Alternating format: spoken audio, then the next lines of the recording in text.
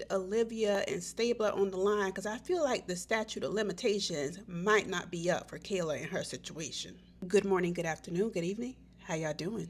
All right, Carlos Kane has given us a new Belle show. So now we have Belle Collective-Birmingham. Let's get into it. I just want to start out by saying that I was leery about this because any Carlos is who he is. But I must say, this show for the pilot episode had a very, very strong start. Like, the casting looks good. Like, everyone has a decent story. Everyone has their, things going on that seems to be real. They're like, people from all walks of life and all different types of businesses. There doesn't seem to be a Glendale archetype just yet, even though we gonna get to the guy with Kayla. We gonna get there, but it doesn't seem to be a Glendale character just yet. So we're very much starting off to a good start. No Glendale. So, of course, Stormy Steele is anchoring this cast. She is, of course, we know her from Love and Marriage Huntsville. So she is introducing us to this group of women that they're bringing together for this show. Stormy is still doing very well with her business. She's able to get this partnership with Lala Anthony. It is so good to see that Stormy is still doing very well with everything that she has going on in terms of Canvas, and that her and her husband appears to be going strong, even though we didn't really get to see him until the end. I got a feeling that when we saw him on Love and Marriage Huntsville, that he didn't really want to be on camera like that. So that's why I was thinking as we were going through the episode, I was like, we haven't seen her husband yet, but he showed up at the event. But I just don't think he likes to be involved with the shenanigans, and he just doesn't like to be on camera. We are also introduced to Amber, and Amber is Stormy's CFO. I believe, if I can remember correct, because I did not write this part down, but I remember her saying that she used to play basketball, I believe. Amber has a thing with Kayla that I'm going to get back to in just a few moments, but she is the kind of the first person who we are introduced to so far. Then we meet Tiffany Jones, and my first thing is, Tiffany, why do you spell your name like that? Like, it's like Tiffany.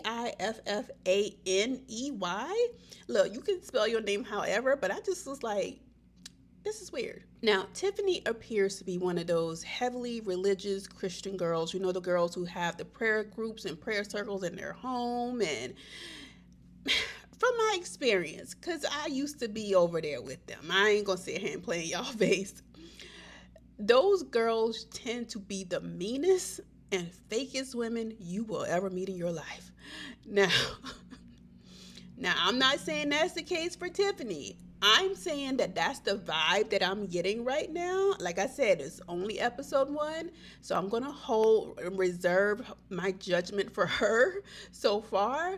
But I just know those type of girls who's focused on, just having this image, and they're all about the marriage and blah, blah, blah. We got our eye on you, Tiffany. That's all I'm going to say right now. We got our eye on you. Oh, and apparently Tiffany is known for having a proposal and a wedding in the same day. Apparently everybody else know about this. That has never came across my timeline. But apparently she's known for that.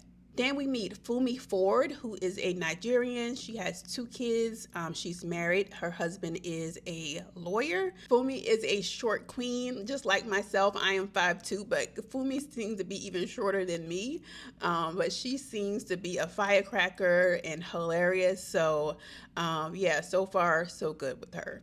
Oh, and she also apparently has a strong social media presence. I've never run across these people on my timeline. Apparently, she is big in the fashion and marketing part of the internet. I don't know. Like I said, that never came across my timeline. And then we meet Kayla. I'll just say, Kayla, bless her little heart. Kayla is just coming out of the other side of a divorce. And from what the girlies have been saying, divorce is painful and awful. So congratulations, Kayla, for actually making through that terrible process. But I think Kayla is just a little spacey space cadet, a little tankish, as I like to say. She says she met her ex-husband and he was 32 and she was 17 and she was down there working to the Hooters. Listen, Olivia might need to get involved, but Kayla, I think you got maybe I don't know if you got daddy issues or what, because when you brought this old man down to Stormy's event, I was like, Kayla, what are you doing? She just has a thing for older men, but I don't think Kayla, which leads me to my other point where I believe what the girl's name, I got to remember people's names, I got notes. What's her name? Amber said that she didn't really see it for Kayla because she kind of like ignored her when Stormy introduced her. And then when she came to the event, she basically did the same thing. But Amber, I think you just gotta just ignore her because I don't think she's all the way present in here with us. She could be intentionally doing it. I'm not saying that. But what I am saying, Amber, is just don't take it that seriously and just, hey, whatever energy she gives you, give her the same energy. But don't take it so personal. I don't think that baby is all the way here. So yeah, that is the cast of Belle Collective-Birmingham. Like I said, it was a very strong start for season 1, episode 1, and as Carlos continues to branch out on the OWN network. So yeah, I will be reviewing this every week. So let me know your thoughts on the first episode of Belle Collective-Birmingham, and I'll see you guys in the next one. Peace.